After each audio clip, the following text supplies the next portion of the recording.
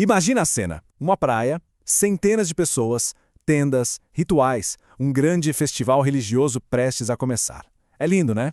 Mas a história que a gente vai desvendar aqui hoje não é sobre o que a gente vê, é sobre o que não se vê. É sobre o trabalho invisível, meticuloso, que faz tudo isso acontecer. Pois é, como é que se faz isso? Como se pega 400 metros de praia aberta e transforma num espaço sagrado para um festival gigante? Bom, exatamente nisso que a gente vai mergulhar agora, no planejamento detalhado de um dos maiores eventos religiosos afro-brasileiros. E olha, é um esforço logístico intenso. É uma aula de gestão que começa muito, mas muito antes de a primeira pessoa pisar na areia. Então vamos lá, o desafio aqui é gigantesco. Pensa numa tela em branco. É basicamente isso. A missão é impor ordem num espaço que é vasto, vazio, e transformar aquilo num ambiente que seja funcional e principalmente seguro para centenas e centenas de pessoas. É uma tarefa, nossa, monumental. E quando a gente fala em vasto, não é exagero. Estamos falando de uma faixa de 300 a 400 metros de praia. 400 metros. Isso é quase o comprimento de 4 campos de futebol, um atrás do outro. E cada centímetro disso precisa ser gerenciado com uma precisão quase militar. Não tem espaço para erro. O planejamento tem que ser simplesmente perfeito.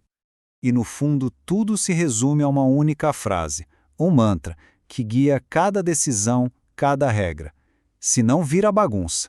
Simples assim. Porque sem um protocolo rígido, aquilo tudo vira um caos. E um caos de energia que poderia atrapalhar todo o propósito sagrado, todo o axé daquele momento.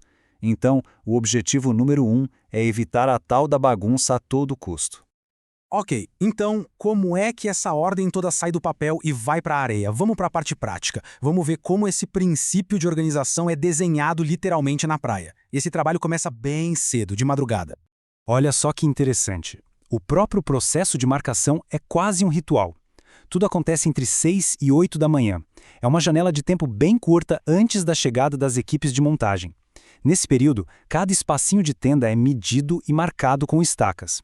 É um trabalho de uma precisão absurda, porque é isso que vai definir a estrutura inteira do festival. E o objetivo aqui tem nome e sobrenome. Reto e alinhado. É inegociável. Imagina, aquela fila de 400 metros de tendas precisa estar perfeitamente reta. E não é só por estética, não. Isso garante que o espaço seja distribuído de forma justa para todo mundo. E, claro, garante a organização visual e estrutural. Tem até uma técnica.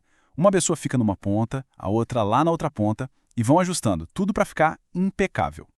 E essa preparação não para.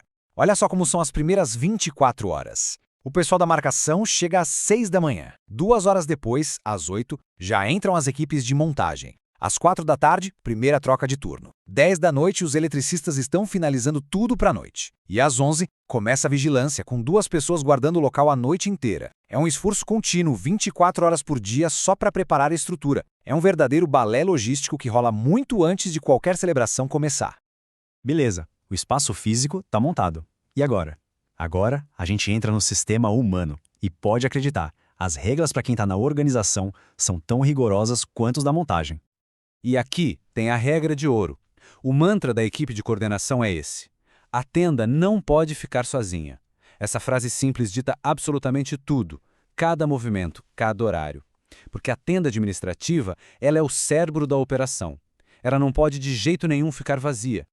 E para garantir que a tenda nunca fique sozinha, eles têm um sistema de patrulha super meticuloso. Funciona assim: uma pessoa fica lá, na tenda administrativa, garantindo a base. Enquanto isso, a outra sai para patrulhar. Ela anda uns 150 metros para um lado, volta e aí eles trocam. O ideal é que essa patrulha seja feita pelo calçadão, sabe? Para ter uma visão de cima, mais ampla.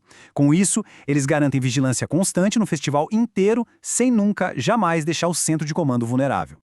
Mas por que essa regra é tão importante? Não é só para estar lá.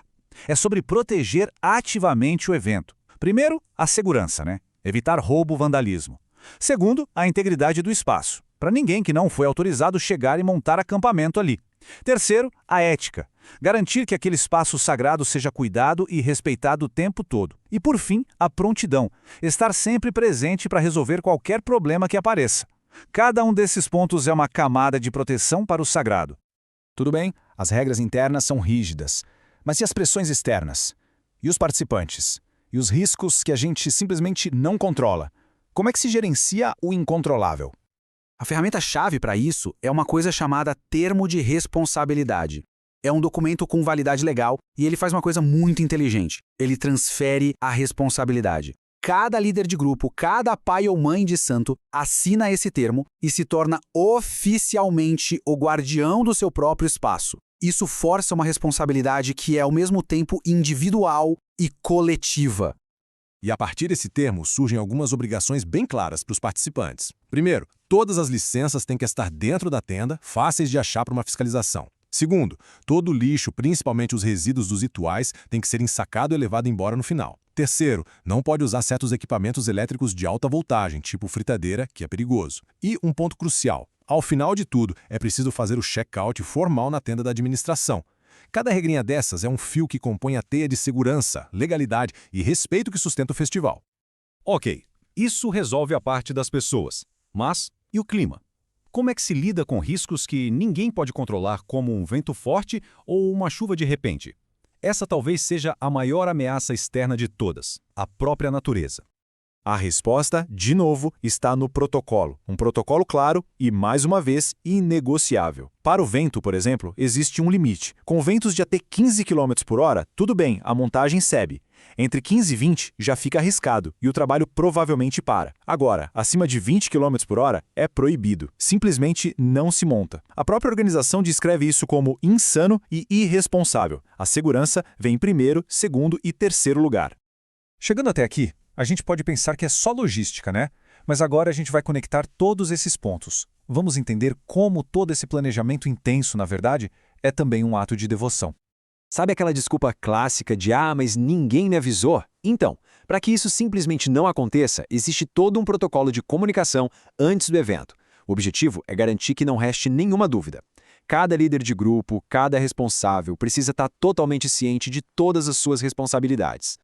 E essa comunicação não é um "Oi, tudo bem?", é uma ligação estruturada com um checklist. Olha só o nível de detalhe. Eles perguntam: leu o termo de responsabilidade? Se a resposta for não, eles orientam a ler. Já sabe o horário de chegada? Qual o veículo? Confirmam o aluguel de cadeiras, flores, e explicam de novo as regras elétricas, o processo de validação. É impressionante, cada pergunta ali foi pensada para preparar, informar e alinhar as expectativas de todo mundo.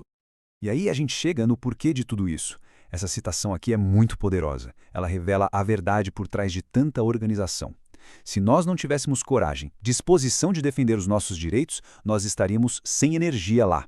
Ou seja, toda essa organização não é só para ser eficiente, para ser bonito. É uma defesa necessária contra as pressões, muitas vezes da própria prefeitura, que poderiam simplesmente cancelar o evento. É, no fundo, um ato de resistência. E é aqui que tudo se amarra, esse planejamento todo, esse trabalho invisível. Não é só administração, é muito mais. É uma forma de proteger a comunidade. É uma defesa do direito de celebrar sua fé, o seu axé. É o que garante a sobrevivência, a segurança e, acima de tudo, a dignidade do sagrado em um espaço que é de todos. Isso tudo deixa a gente com uma pergunta, uma reflexão. Qual é o trabalho invisível que sustenta os eventos importantes na nossa vida, na nossa comunidade? Da próxima vez que a gente tiver uma festa, um festival, um encontro, vale a pena parar um segundo e tentar enxergar essa arquitetura invisível.